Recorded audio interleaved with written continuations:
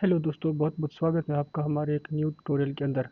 तो आज के इस ट्यूटोरियल के अंदर हम देखने जा रहे हैं अपना फोल्डर स्ट्रक्चर रिएक्ट जेएस की एप्लीकेशन का।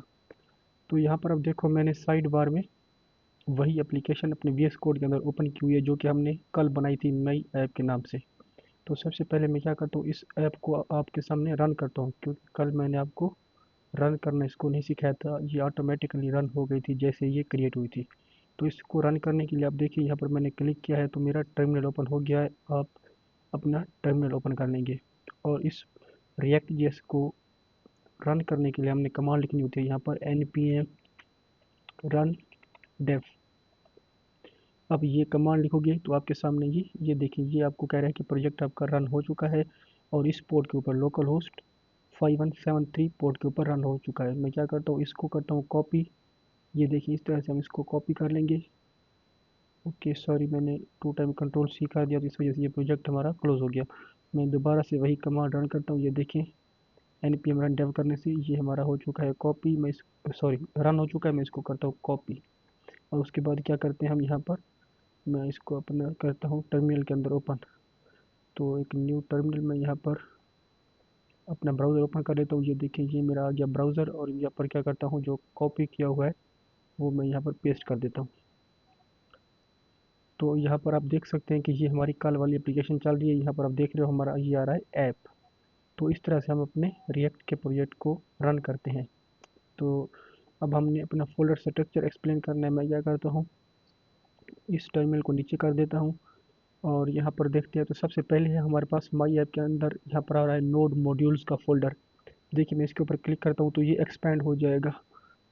अब मैं क्या करता हूँ, यहाँ पर देखिए हमारे पास बहुत सारी डिपेंडेंसीज और पैकेजेस आ रहे हैं। यहाँ पर आप देख रहे हैं ये वाले, ये सारे डिपेंडेंसीज और पैकेज हम अपने रिएक्ट प्रोजेक्ट को जब इंस्टॉल करते हैं तभी इसके साथ बनकर आते हैं और ये नोड नोड मॉड्यूल का फोल्डर भी तभी क्रिएट होता है। और जब भी कोई हम न्यू पैकेज इंस्टॉल करते हैं वो वाला पैकेज भी इसी फोल्डर के अंदर ही जाता है। तो इस फोल्डर के अंदर हमें कोई काम नहीं करना होता, बस ये फोल्डर हमारे पास ऐसे ही रहता है। यहाँ पर हमारे पास सारी डिपेंडेंसीज होती हैं तो इस फोल्डर को आपने नहीं छेड़ना, इसके अंदर कोई भी एडिटिंग नहीं करनी। उसके बिल्कुल नीचे यहाँ पर आप देखो तो हमारे पास एक और फोल्डर आ रहा है।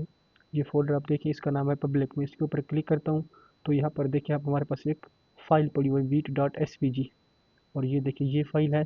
और जब हमने अपना प्रोजेक्ट रन किया है तो यहाँ पर आप देख रहे हैं ये वाली जो फाइल है वीट डॉट एस ये वही फाइल है जो कि हमारे इस पब्लिक फ़ोल्डर से आ रही है। तो पब्लिक फ़ोल्डर के अंदर हम अपने वो वाले एसेट रखते हैं जो फ्यूचर में चेंज नहीं होंगे। जैसे हमारे पास कोई इमेजेस हो गया या सीएसएस की फाइल्स हो गई या जावास्क्रिप्ट की फाइल्स हो गई, तो वो सारी चीज़ें हम क्या रखते हैं यहाँ पर अपने पब्लिक फ़ोल्डर के अंदर रखते हैं। इसको हम कहते हैं स्टैटिक एसेट्स। तो स्टैटिक एसेट्स हम पब्लिक फ़ोल्डर के अंदर रखते हैं, या इनको रखने के लिए एक और भी जगह होती है। वो जगह होती है यहाँ पर देखिए, मैं एसआरसी के ऊपर क्लिक करता हूँ और यहाँ पर एसेट्स नाम से एक फ़ोल्डर बना हुआ है जिसके अंदर एक और यहाँ पर इमेज पड़ी हुई है रेक डॉट एस ये वाली। तो हम अपने जो स्टैटिक एसेट्स होते हैं वो इस एसेट्स फ़ोल्डर के अंदर भी रख सकते हैं। तो नेक्स्ट अपकमिंग वीडियोज़ जो होंगी हम इसको अच्छे से एक्सप्लोर करेंगे, मैं आपको बता दूंगा। अभी आप ये देखो कि हम पब्लिक के अंदर भी रख सकते हैं अपनी इमेजेस और स्टैटिक एसेट्स और इस एसेट्स फ़ोल्डर के अंदर भी। उसके बाद यहाँ पर देखो हमारे पास एस आर सी है, ये मेन हमारा फ़ोल्डर है जिसके अंदर हम अपने कोड करते हैं और अपने कंपोनेंट बनाते हैं। मैंने आपको बताया था कि रिएक्ट हमारे पास क्या है, कंपोनेंट बेस्ड आर्किटेक्चर को फॉलो करता है। इस वजह से हम जो भी कंपोनेंट बनाते हैं वो इसी एस आर सी फोल्डर के अंदर ही बनाते हैं। यहाँ सबसे पहले आप देखो app dot C S S की फाइल लिखी हुई है, इसके अंदर हम अपनी सी एस एस लिख सकते हैं और ये फाइल हमारे पास यूज़ होती है। हम इस अपने app dot G S S के अंदर इसको यूज़ कर सकते हैं या कहीं भी किसी भी कंपोनेंट के अंदर यूज़ कर सकते हैं।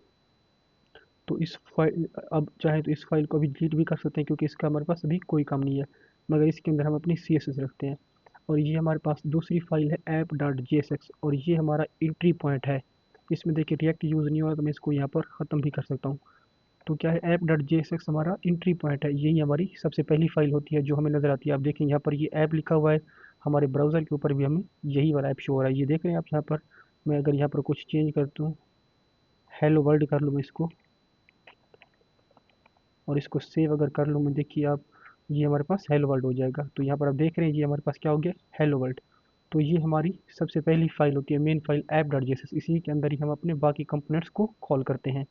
इसके बिल्कुल नीचे हमारे पास यहाँ पर index.css है और ये हमारी CSS की एक और फाइल है, ये हमारी मेन फाइल है app dot C S S एक आप कह सकते हैं एक ऑप्शनल फाइल है, और जो index dot C S S है ये हमारी मेन फाइल है, और ये हमारे पास यूज़ हो रही है हमारी इस main dot J S S के अंदर। इसके अंदर भी हम अपनी सी एस एस लिखते हैं। तो देखिए मैं main dot J S S को ओपन करता हूँ, तो यहाँ पर आप देख रहे हैं ये हमारी इंपोर्ट होकर आ रही है index dot C S S वाली फाइल।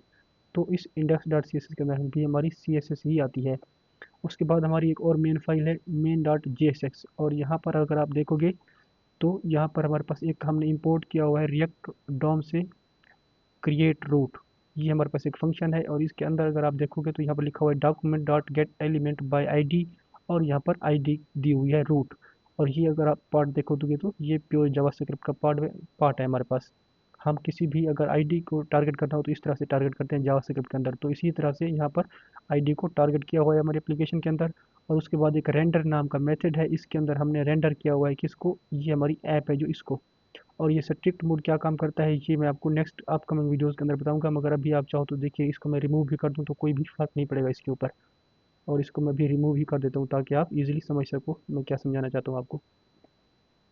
ये देखिए अब यहाँ पर क्या हो रहा है हमारे पास, क्रिएट रूट ये एक मेथड है, इसके अंदर हमारे पास हम एक आईडी को टारगेट कर रहे हैं जो आईडी हमारे पास रूट है, और इस आईडी को टारगेट करने के बाद हम यहाँ पर रेंडर करवा रहे हैं एक ऐप। और ऐप के अंदर हमारे पास ऐप क्या है, ये हमारे पास ऐप है, और इस ऐप के अंदर जो भी हमें यहाँ पर लिखेंगे वो यहाँ आकर रेंडर होता है। इस रेंडर मेथड के अंदर ये ऐप हमारी रेंडर हो रही है।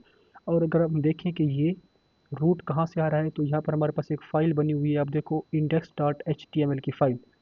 और ये हमारे पास देखिए यहाँ पर मैंने इस फाइल को ओपन किया है तो pure H T M L का ही कोड लिखा हुआ है इसके अंदर। सिर्फ आप देखो हमारे पास क्या है, बॉडी बॉडी के अंदर एक डिव है जिसकी आईडी रूट है, और उसके बाद एक स्क्रिप्ट है जिसके अंदर ये हमारे पास क्या है main dot J S x, और ये हमारी स्क्रिप्ट ये मेन फाइल है, यहाँ पर इसको टारगेट किया हुआ है।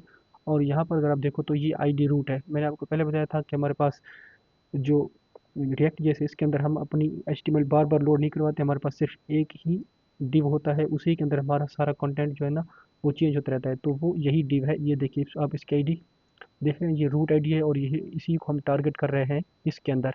तो जो भी हमारा कंटेंट आता है ये ऐप डॉट जेएसएस का, या जो भी हम न्यू कंपोनेंट बनाएंगे वो सारा इसी के अंदर ही रेंडर होता है। आप चाहें तो इस आईडी को चेंज कर सकते हैं, फिर अगर आप यहाँ चेंज करेंगे तो यहाँ भी आपको चेंज करना पड़ेगा।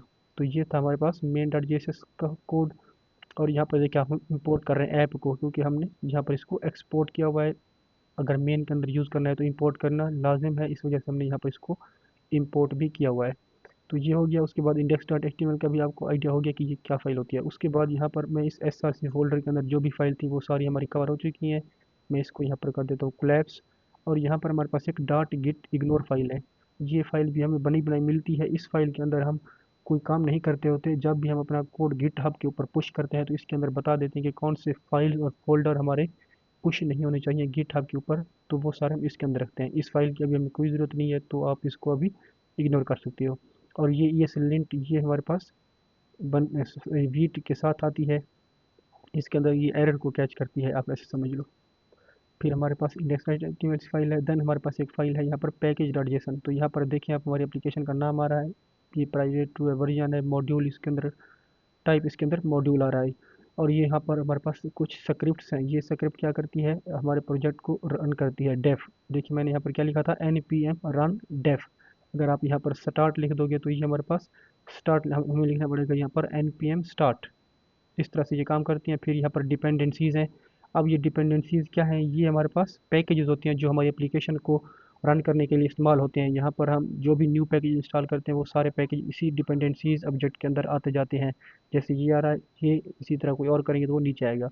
और यहाँ पर हमारे पास डेव डिपेंडेंसीज़ हैं। डेव डिपेंडेंसीज सिर्फ हमारे पास डेवलपमेंट में ही यूज़ होती हैं, ये प्रोडक्शन में नहीं जाती। ये थी हमारे पास पैकेज डॉट जेसन की फ़ाइल। और उसके बाद यहाँ पर आप देखो तो ये हमारे पास पैकेज लॉग की फ़ाइल है। और इसके अंदर हम क्या कर सकते हैं, यहाँ पर जो भी हम डिपेंडेंसी यहाँ पर यूज़ कर रहे थे ना अपने पैकेज डाइजेशन के अंदर, ये सारे इन डिपेंडेंसीज़ के वर्जन यहाँ पर डिफाइन होते हैं। ये देखिए यहाँ पर हमारे पास ये वर्जन सारे डिफाइन है डिपेंडेंसीज़ और डेव डिपेंडेंसीज़ के। उसके बाद हमारे पास यहाँ पर रीड मी की एक फ़ाइल आ रही है। और ये हमारे पास ऐसे आप समझिए टेक्स्ट फाइल है, जैसे हम अपने टेक्स्ट या पीडीएफ की फ़ाइल होती है उसके अंदर इंस्ट्रक्शन डाल देते हैं कि हमारे प्रोजेक्ट के अंदर क्या क्या हो रहा है और कैसे इसको रन करना है। फिर ये हमारे पास Vite dot config dot JS की फ़ाइल है, और ये हमारे पास वीट के साथ ही आती है बनी बनाई। इसके अंदर प्लगइन्स हमारे पास वीट हमें प्लगइन प्रोवाइड करता है। ये देखिए रिएक्ट का हमें यहाँ पर एक प्लगइन मिल रहा है। तो ये था हमारा फोल्डर स्ट्रक्चर। नेक्स्ट वीडियो के अंदर हम देखेंगे कंपोनेंट किस तरह से काम करते हैं हमारे प्रोजेक्ट के अंदर। अगर आपको वीडियो पसंद है तो प्लीज़ मेरी वीडियो को लाइक कीजिएगा, चैनल को सब्सक्राइब कीजिए और वीडियो के ऊपर एक अच्छा सा कमेंट कर दीजिए। मिलते हैं नेक्स्ट वीडियो में।